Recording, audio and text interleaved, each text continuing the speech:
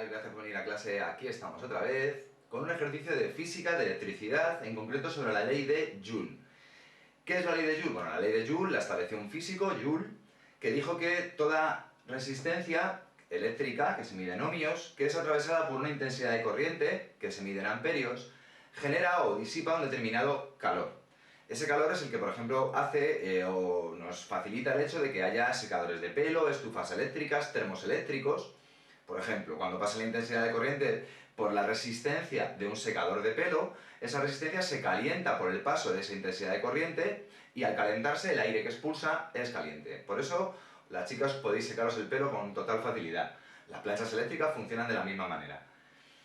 ¿Por qué se produce ese calor? Ese calor se produce porque los electrones que forman parte de esa corriente chocan entre sí y su energía cinética se termina transformando, o esos choques se terminan transformando en calor. ¿Cuál es la formulita de la ley de Joule? Bueno, pues mirad, la formulita de la ley de Joule que habitualmente os encontraréis es esta. Ahora os diré que falta un número, R por I al cuadrado por el tiempo. R por I al cuadrado, recordad que es la potencia que disipa una resistencia. R por I al cuadrado. Esto tiene que ver con la ley de Ohm. Recordad la ley de Ohm, que es sube igual a R por I. Todas estas formulitas están explicadas en ejercicios de circuitos eléctricos mixtos, serie, potencias, hay muchos vídeos. En este caso tenéis esta formulita, calor, R por I al cuadrado y por el tiempo, en el cual la resistencia se mide en ohmios, la intensidad se mide en amperios y el tiempo en el sistema internacional se mide en segundos. De esa manera el calor, que es una energía, terminaría expresándose en julios. Pero normalmente no os encontraréis la fórmula así, os encontraréis un 0,24 aquí. ¿Por qué? Porque el factor de conversión para pasar los julios a calorías es 0,24. Así que el hecho de que aquí aparezca un 0,24 hará que ese calor se exprese en calorías. Por eso os he dejado esa formulita ahí para poner realmente 0,24 por R por I al cuadrado y por el tiempo. Todo ello gracias, ese 0,24, recuerdo, a que un julio son 0,24 calorías. También os encontraréis muchas veces que una caloría son 4,18 julios. Bien, estas cositas son cositas que no se os pueden olvidar.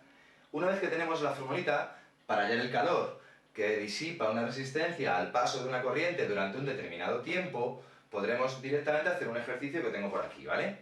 Que me dice que una corriente de 25 amperios, la intensidad es 25 amperios, circula por una resistencia de 300 ohmios, durante 2 horas. Durante 2 horas. ¿Cuál es el calor desprendido en ese tiempo?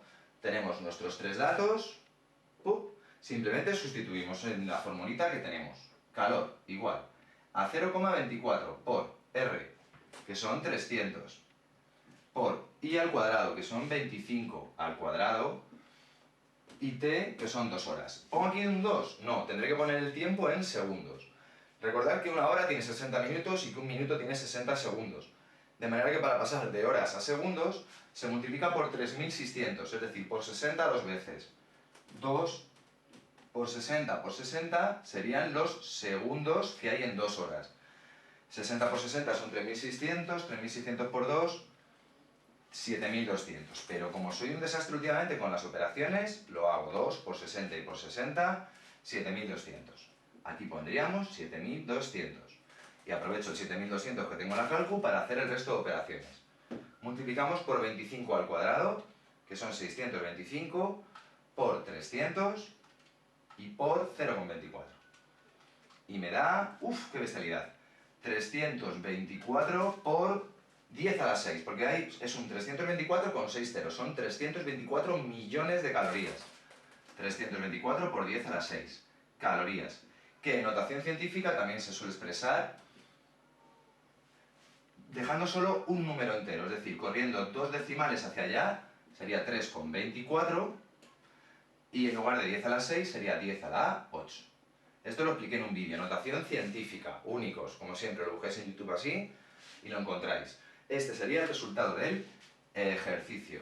En otros casos, este calor lo relacionarán con, por ejemplo, cuál es la temperatura que alcanzará un recipiente de 200 gramos de agua que estaba a 20 grados centígrados. Bueno, pues para ello, ese calor, recordad, de esto también hay vídeos, los vídeos de calorimetría, es la masa por el calor específico, por el incremento de temperatura.